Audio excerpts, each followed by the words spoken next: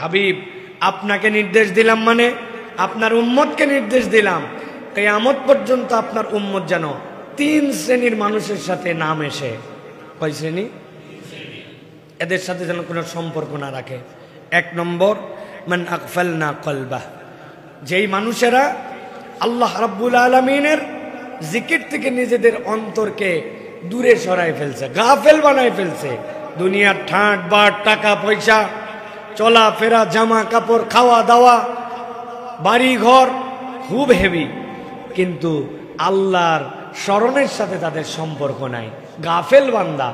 রসুল আপনাকেই কেবল নির্দেশ দেওয়া হলো না, আপনার উম্মতকেও দায়িত্ব দেওয়া হলো, এই গাফেল বান্দাদের সাথে তাদের যেন কোনো দোস্তি না থাকে, তাদের যেন সম্পর্ক না থাকে, তারা এড়াই চলবে এদেরকে।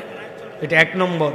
2 নম্বর, ওয়াত্তাবা হাওয়া, এক শ্রেণীর মানুষ আছে খেয়াল খুশি মতো জীবন চালায়, আল্লাহ পছন্দ জিন্দেগি না, নিজ পছন্দ জিন্দেগি।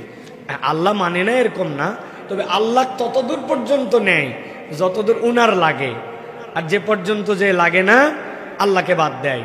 30টা রোজা রাখে, রোজায় পানিও খায় না, রোজায় খাদ্যও খায় না, আল্লাহ মানা করছে।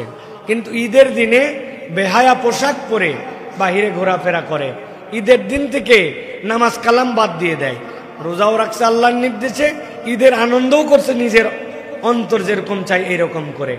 আল্লাহ বলছেন ওয়াত্তাবা হাওয়া, তার সাথে সম্পর্ক রাখবেন না, আপনার তার সাথে খাই খাতির রাখার কোনো প্রয়োজন নাই, যে মন পছন্দ জিন্দেগি চালায়।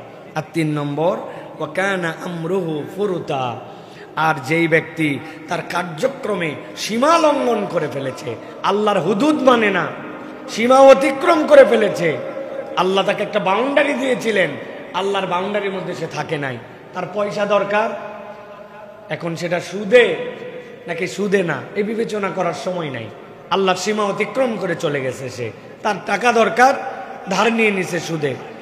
কামাই রোজগারের জন্য কিছু কথা বললে কামাই রোজগার বাড়বে, এই জন্য হালাল হারামের বিবেচনা করে নাই, হারাম ব্যবসায় নিমজ্জিত হয়েছে, মিথ্যা কথা বলতে শুরু করে, ধোঁকা দিতে, প্রতারণা করতে কোনো রকম তার কুণ্ঠিত হয় না, সীমা লঙ্ঘনকারী। আল্লাহ বলছেন এর সাথে সম্পর্ক থাকবে না, মন পছন্দ জিন্দেগি যাপনকারী সম্পর্ক থাকবে না। আর 3 নম্বর, যারা নিজের হৃদয়কে আল্লাহ ভীরুতা থেকে গাফেল বানাই দিয়েছে, তাদের সাথে আপনার কোনো সম্পর্ক থাকবে না।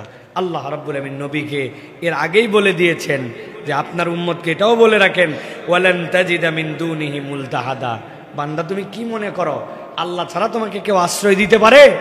তুমি তোমার দুনিয়ার জিন্দেগির জন্য আল্লাহর আশ্রয়হীন হয়ে যেও না।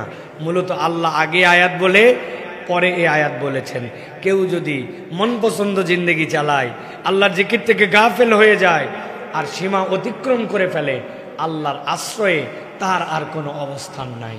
আর যে ব্যক্তির কিছু কম আছে, কিছু ল্যাকিংস আছে, কিন্তু তারপরেও সে আল্লাহ রাব্বুল আলামিনের সীমা অতিক্রম করে না, আল্লাহ বলছেন বাকিটা আমি দেখে নিব, আমি ছাড়া প্রকৃতার্থে আশ্রয়দাতা দুনিয়াতে কেউ নাই, ঠিক কিনা?